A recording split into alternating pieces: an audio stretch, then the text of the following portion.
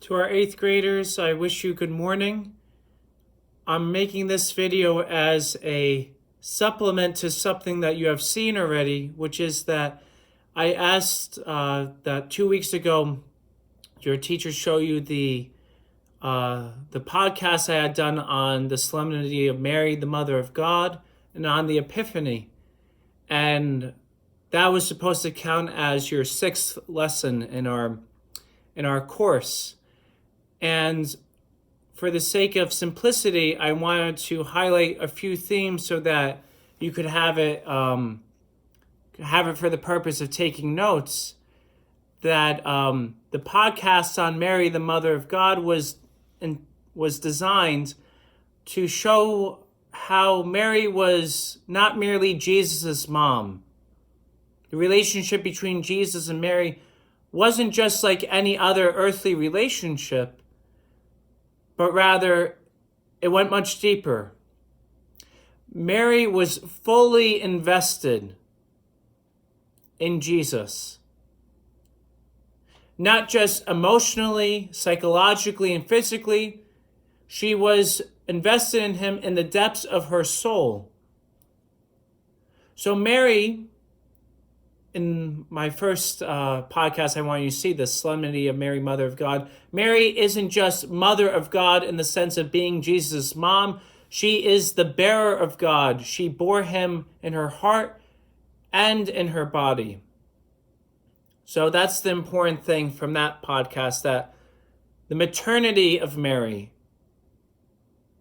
is on a spiritual and a physical level, not just at a physical or emotional level. And as such, when we say Mother of God, we mean that she conceived him. She bore him first in her heart by faith. And then because of that, she was able to bear him in her womb. So I hope that makes sense. And what that means for us is that whenever we're able to receive the Eucharist and receive the body of Jesus, we're able to become the bearer of God, not just in our bodies, but in our souls as well. So Mary becomes an image of how we should approach communion. The second thing that I want to highlight is the other podcast, namely the one on the Epiphany. And in it, I described how Epiphany means manifestation, and also how the purpose of the Magi coming to see the Christ child, and of Jesus changing water into wine at Cana, and of the baptism of Jesus, is to show who Jesus is and who we are in relation to him.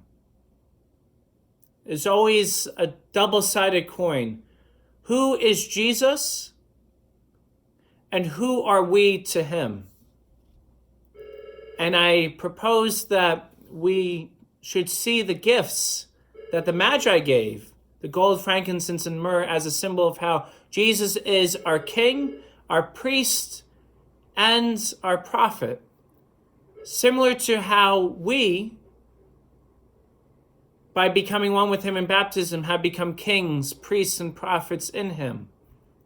Remember that one podcast I gave on on how Christ, or rather how in the Old Testament you have these offices of priests, prophets, and kings? Well, so also in the New Testament, Jesus fulfills all of them in his person. He is all of them combined. And so the gifts of gold, frankincense, and myrrh reveal that to us, but they also show who we are. That is to say that Jesus gives us the same dignity that he has. So I hope this has been a succinct form of what I was hoping you would gather from those 2 podcasts. So this is, for the sake of clarity, this is your 6th lesson in the series that we're doing here. And remember, that is based upon those 2 podcasts. This lesson is based upon the podcast on the solemnity of Mary, Mother of God, and the other podcast on the Epiphany. So from here, we're going to go into your next lesson, and I will record that in a moment. Peace.